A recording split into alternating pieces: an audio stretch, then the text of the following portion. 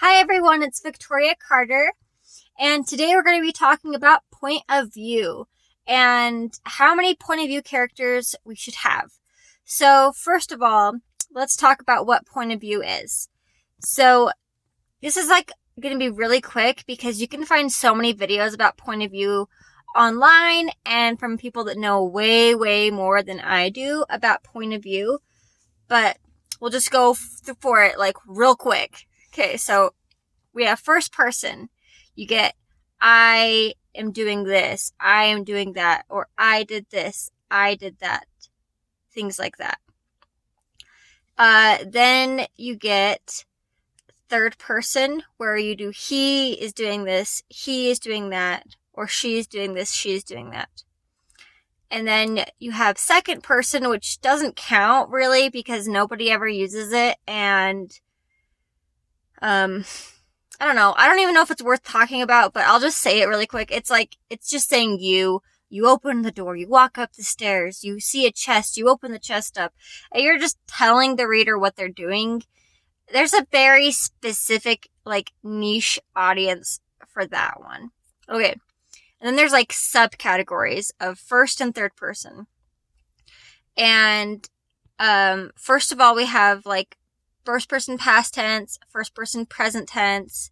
So Hunger Games, if I'm not mistaken, is written in first person present tense, which means, that Katniss is saying I am doing this thing. I am currently doing this thing. The benefit of that is that you automatically feel drawn in to what's going on in the story because you're actually having an action. You're doing it. Whereas not third person, first person, past tense. There we go. I nailed it. First person past tense is more like she walked to the store. Walked being the past tense. And the benefit of that is that you can kind of sit in the realm of info dumping / backstory a little bit easier because your character can be thinking about something she remembered the last time she had to walk to the store to get groceries for her little brother and blah, blah, blah, blah, blah. And then there's a story. And it's easier to do that when it's in first person past tense. And then you have third person, which you can either pick a point of view character. For example, Harry Potter is like this, where the point of view character is Harry, obviously. And anyway, he's the point of view character, and it doesn't really flip between different perspectives. Whereas, in Wheel of Time, you get the main character's name is Ran, but you also see things in the perspective of Perrin and the perspective of Nynaeve, but it's in third person. So, Nynaeve walked down the hall, Nynaeve was thinking about this thing, etc., etc. So, and then, omniscient, third person omniscient is when you're the perspective that you're watching, or I guess reading the story, is you're kind of godlike, so you know everything that's happening in every character's head at the same time. And that's a little harder to pull off. So the most common is just third person limited, which is where you pick a perspective in third person to talk about what's going on in the story. Or first person past tense, I would say that's probably the most popular. So, now that we have all that out of the way, okay, so I would like to talk about, should we have multiple point of views in our stories? Multiple point of view characters. So, one of my favorite books that I started reading when I was in junior high was called The Goblin Wood. And it was by Hilary Bell. It was with an I, so I'm not sure exactly how to pronounce that. But it was really interesting because it was the first book I'd ever come across where I'd read the complete, like, it was like halfway through the book, and then a second point of view character was introduced. And I might be wrong, but that's what I remember. I remember, like, there was, like, this whole story about this character, and they were doing this thing, and then suddenly we had this boy character who has a perspective, and they're coming up on the scene. And I thought that was really interesting. I really liked it. I thought that she pulled it off because I really liked the book.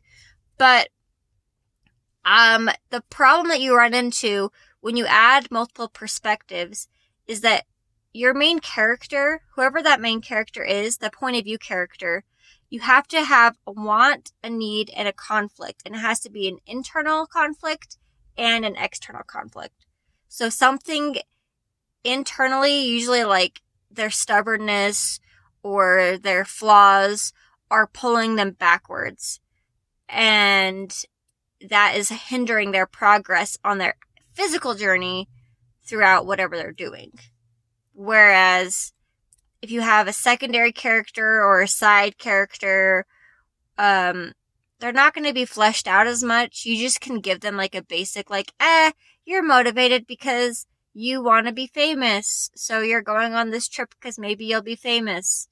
And then you don't really have to talk about as deep, like, all their wants and needs and what's going through their head and their character arc.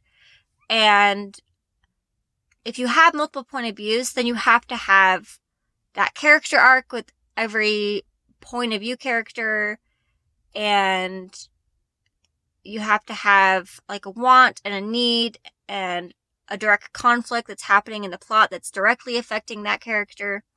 And I know that there's going to be people that are going to completely be like, no, that's not right. You can have point of view character that doesn't do that.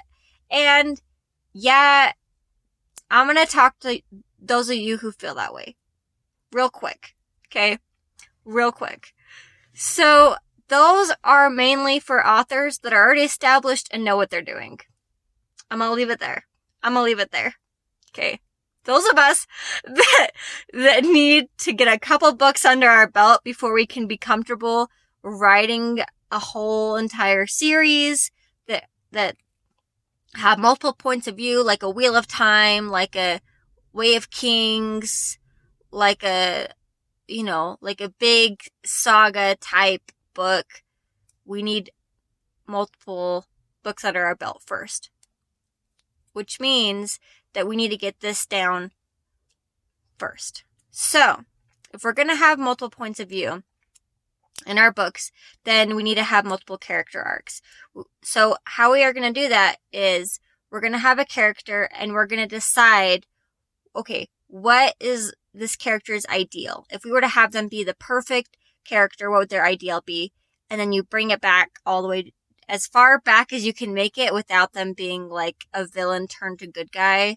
You could do that, but like, that's not obviously every single book. So there's a way to do it. A good example of this, I watched a video, or maybe it was a TED Talk, about the creators of Toy Story talking about how Woody, they wanted him to be like someone who is accepting and is coming to terms with like his identity and his place as being Andy's best toy with Buzz around. And so they made Woody in like before it was like not that original, not like once it came out and everyone watched it, like when they were still in the editing phase, they made him like really, really mean, and they kind of pulled him too far back so that no one related to him and no one was rooting for him.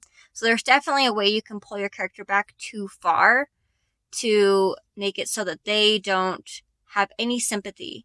So you need to make sure that if you're going to do this, like Woody's obviously jealous of Buzz, but he's not selfish to the point where he's mean.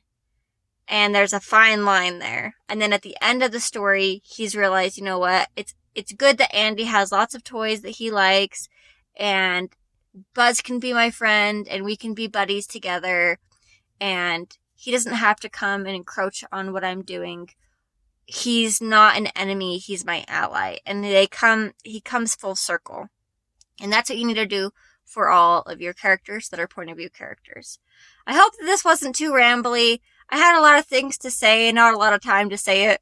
So if you have more that you'd like me to talk about, put it in the comments and I'll make a whole video on it instead of bringing up lots of different subjects about point of view. Alright, that's all I gotta say. I hope you have a good day and I'll see you next time. Bye.